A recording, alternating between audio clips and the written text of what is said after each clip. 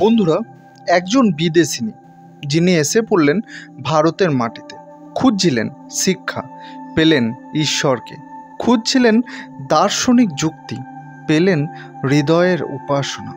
তার নাম ভগিনী নিবেদিতা। তিনি দেখলেন একদিকে স্বামী বিবেকানন্দ, অন্যদিকে মা সারদা দেবী, আর মাঝখানে রয়েছেন ঠাকুর রামকৃষ্ণ। সেই দিনগুলোরই গল্প আমাদের পাঠ্যপুস্তকের সিস্টার নিবেদিতা লেখা স্বামী অ্যান্ড মাদার ওয়ার্শিপ।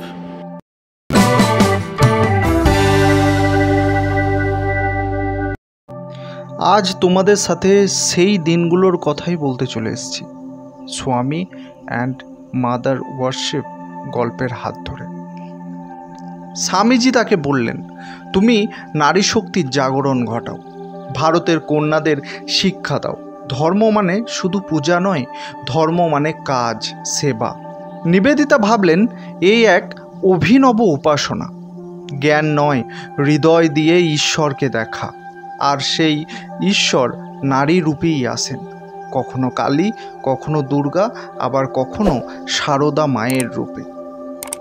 একদিন তিনি গেলেন দক্ষিণেশ্বরে। সেখানে দেখা হলো মা সারদা দেবীর সঙ্গে। মায়ের মুখে শান্তি, চোখে করুণা। নিবেদিতা পরবর্তীতে লেখেন, আমি তার পায়ের ধুলিতেও নিজেকে ধন্য মনে করেছি। তিনি ছিলেন ভারতবাসীর আত্মা। নিবেদিতা বুঝলেন ঠাকুর রামকৃষ্ণের সাধনার মূল মন্ত্র ছিল যত মত তত পথ। মা কালী ছিলেন তার আরাধ্যা, আর এই মাই যেন ভারতবর্ষের রূপ, সহিষ্ণু, ক্ষমাশীল, অথচ শক্তির উৎস। স্বামী বিবেকানন্দ ছিলেন কর্মের প্রতীক, মা সারদা ছিলেন শান্তির রূপ, ঠাকুর ছিলেন অনুপ্রেরণা। আর এই ত্রয়ীর মাঝে দাঁড়িয়ে নিবেদিতা উপলব্ধি করলেন স্বামী অ্যান্ড মাদার ওয়ার্শিপ মানে শুধুই মন্দিরে প্রণাম নয়, এটা জীবনের প্রতিটি মুহূর্তে সত্যের আরাধনা। আজকের ছাত্রছাত্রী, তরুণ তরুণী, যদি জানতে চাও প্রকৃত শিক্ষা কী, তবে জেনে রাখো শিক্ষা মানে আত্মজয়। স্বামীজি বলতেন, they alone live who live for others. আর মা বলতেন, সবাইকে আপন করে নিতে শেখো। এই উপাসনার নাম স্বামী অ্যান্ড মাদার ওয়ার্শিপ। আমরা শুধু পড়াই না, আমরা অনুপ্রাণিত করি। আর আমাদের অনুপ্রেরণা তোমরা, তোমাদের লাইক, শেয়ার, কমেন্ট, সাবস্ক্রিপশন, এগুলো আমাদেরকে অনুপ্রাণিত করে নতুন নতুন ভিডিও বানানোর তোমাদের জন্য। আমি 100% গ্যারান্টি দিয়ে বলতে পারি, আমাদের এই সহজ সরল সাবলীলভাবে বোঝানো ভিডিওগুলি তোমাদের প্রচণ্ডভাবে হেল্প করতে পারে। এখন তো বটেই, পরীক্ষার আগের দিন রাতে বা পরীক্ষার আগের মুহূর্তে অনেক বেশি হেল্প করবে। মিলিয়ে নিও আমার কথাটা। The Swami and mother worship হলো the master as I saw him শিরোনামের বইয়ের 11তম অধ্যায়, যেখানে সিস্টার নিবেদিতা স্বামী বিবেকানন্দের সাথে সাক্ষাৎ হওয়ার অভিজ্ঞতা সমূহ এবং মা কালীর পূজা করার চিরাচরিত যে ভারতীয় প্রথা, তার সাথে যুক্ত ভাবধারার বর্ণনা দিয়েছে। এটা আমাদের জেনে রাখতে হবে, মার্গারেট এলিজাবেথ নোবেল নামে জন্মগ্রহণ করলেও তিনি জনপ্রিয় ছিলেন সিস্টার নিবেদিতা নামে। এই পাঠে প্রথম পরিচ্ছেদে নিবেদিতা দেখিয়েছেন স্বামীজির ভাবধারায় সর্বদা দুই প্রকার উপাদানের উপস্থিতি ছিল। মাতৃপূজার কথা না বললে স্বামীজির জীবনের ওপর যে কোনো আলোচনা অসম্পূর্ণই থেকে যায়। শ্রী রামকৃষ্ণের মতে স্বামী বিবেকানন্দ ছিলেন জন্ম থেকেই ব্রহ্মজ্ঞানী। অনেক কম বয়স থেকেই স্বামী বিবেকানন্দের ছিল সমাধি স্তরে যাওয়ার এক ঐশ্বরিক ক্ষমতা। তিনি 8 বছর বয়সে সমাধিতে প্রবেশ করেছিলেন। সে গল্প আমাদের সবারই কম বেশি জানা।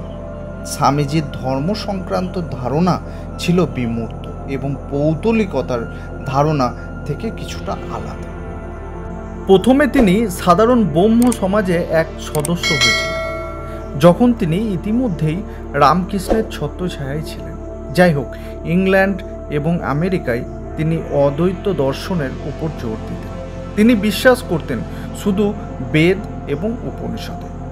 তার মুখে মা শব্দটি সর্বদাই লেগে থাকত। তিনি বাড়ির মায়ের মতোই তার কাছে খুব প্রিয় ছিলেন। মাঝে মধ্যে তিনি মায়ের কাছে দুষ্ট এবং অবাধ্য হতেন। তিনি তার শিষ্যদের মধ্যে একজনকে নির্দেশ দিয়েছিলেন, প্রার্থনা অথবা কান্নাকাটি ছাড়াই যেন মাকে তার কথা শোনাতে পারে। তিনি বলেছিলেন তারা মাকে এমন গভীরভাবে পুজো করে যাতে তাদের প্রার্থনা মা শুনতে পান। স্বামীজি এমনকি মার অভিশাপ কেউ আশীর্বাদ হিসাবে মনে করতেন। এই জন্য তিনি নিজের স্বার্থে ভয়ঙ্করী দেবীর পূজা করতে চেয়েছিলেন। এবার আসি স্বামীজির মতে কালী মূর্তির বর্ণনায়। স্বামীজি খুঁতখুঁতে আবেগপ্রবণ ব্যক্তিত্বকে গ্রহণ করতেন না। এই জন্যই তিনি কালী মায়ের আরাধনা করেছিলেন। তিনি কালী মূর্তির বর্ণনা করেন এইভাবে যে তার ডান হস্ত আশীর্বাদ দিতে উদ্যত এবং বাম হস্ত খড়গ ধরে আছে। মা কালীর ছবি বোঝায় যে তিনি একদিক থেকে যেমন ধ্বংসাত্মক, আবার আরেক দিক থেকে তিনি সৃষ্টিমূলকও। জন্মসূত্রে ভারতীয়রা রক্তমাখা খড়গ হাতে কালী রূপের উপাসনা করে থাকে। এই সময়ে সিস্টার নিবেদিতা স্বামী বিবেকানন্দের আধ্যাত্মিকতা ও ভাবধারায় প্রভাবিত হয়ে ভয়েস অব মাদার নামের একটি পবিত্র গান রচনা করেন।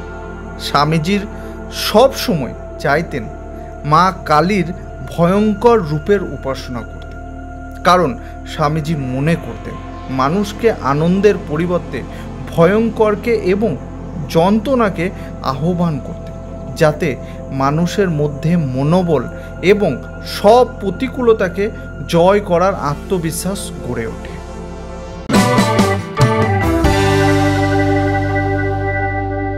প্রিয় ছাত্রছাত্রী, তোমরা শুনছো Aastha Educare English by Amit sir এই চ্যানেলটির দ্বিতীয় ভিডিও। যদি এই ভিডিওটি ভালো লাগে তাহলে অবশ্যই লাইক করো এবং আমাদের চ্যানেলটিকে সাবস্ক্রাইব করে আমাদের পাশে থেকো এবং পাশে থাকা বেল আইকনটি অল করে রাখো, যাতে আমাদের ভিডিওর নোটিফিকেশন সবার আগে তোমার কাছে পৌঁছয়। এবং যারা ভাবছো আমাদের অনলাইন ক্লাসে যোগাযোগ করবে, তাহলে ক্লাস 11 এবং 12-এর ভর্তি প্রক্রিয়া এখনও চলছে। অনলাইন ক্লাসে জয়েন হতে চাইলেই জয়েন হতে পারো।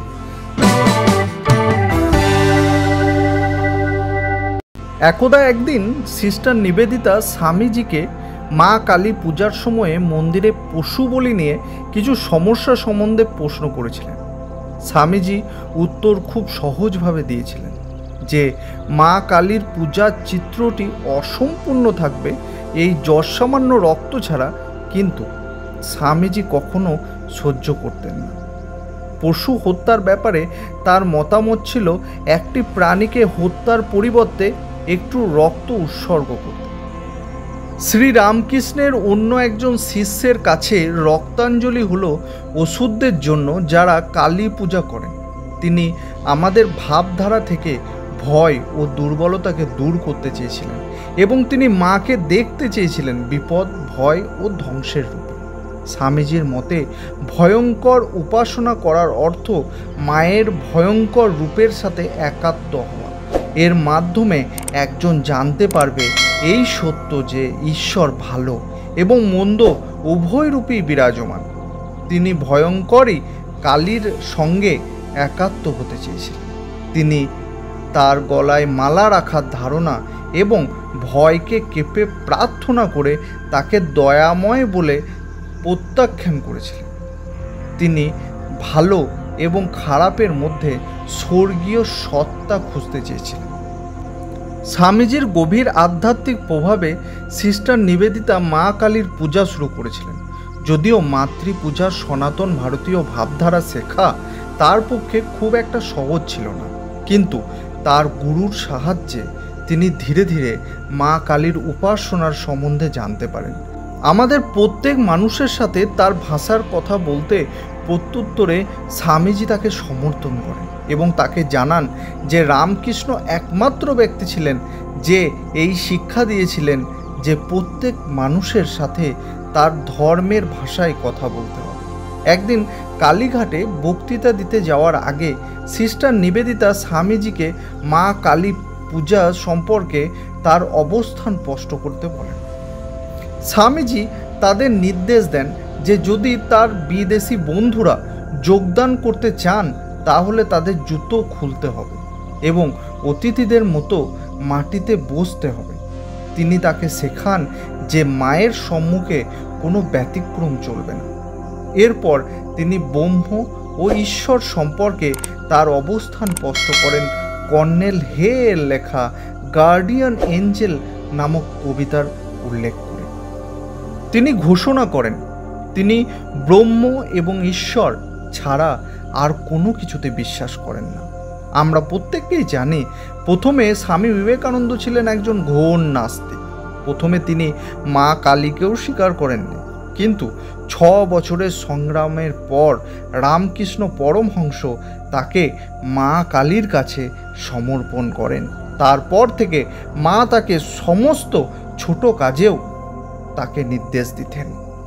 পাঠের এই অংশে স্বামীজি তার জীবনের মাতৃপূজার কথা বর্ণনা করেন এবং বলেন যে তিনি কতটা দেরি করেছিলেন রামকৃষ্ণ পরমহংসদেবের ইঙ্গিত বুঝতে। তিনি রামকৃষ্ণদেবের দুঃখের কথাও বলেন যে তাকে তার ভাবধারা ও শক্তি দেওয়ার পর তিনি মাত্র 2 বছর বেঁচেছিলেন প্রচণ্ড যন্ত্রণার মধ্য দিয়ে। এই ব্যাপারে তিনি শ্রী রামকৃষ্ণদেবকে গুরু নানকের সাথে তুলনা করেছিলেন, যিনি তার পরিবার ও সন্তানদের অবহেলা করেছিলেন শুধুমাত্র একজন শিষ্যের আশায়, যাকে তিনি তার শক্তি দিয়ে যাবেন। স্বামীজি আরও বলেন যে ভবিষ্যতে মানুষ শ্রী রামকৃষ্ণদেবকে কালীর অবতার রূপে দেখবেন। রামকৃষ্ণ হলেন এক আত্মা, যেখানে রাম, কৃষ্ণ ও যিশু বর্তমানে এক শরীরেই সমাহিত হয়ে আছেন। স্বামীজি মা কালীর ছবিতে ব্যাখ্যা করেছেন অভিজ্ঞতার এক বই হিসাবে, যেখানে মানুষ পৃষ্ঠার পর পৃষ্ঠা উল্টে যায় এটা বোঝার জন্য যে সেখানে কিছুই নেই। পরিশেষে স্বামীজির প্রতি নিবেদিতা তার কৃতজ্ঞতা প্রকাশ করেছেন এবং বলেছেন তিনি নিজেই কিভাবে তার অভিজ্ঞতার বইয়ের পৃষ্ঠা উল্টে গিয়েছেন এবং শেষে এক পরিশ্রান্ত শিশুর মতো তিনি তার মায়ের কাছে ফিরে গেছেন, এই অন্তিম সত্য জেনে যে সমস্ত কিছুই ছিল এক স্বপ্ন মাত্র।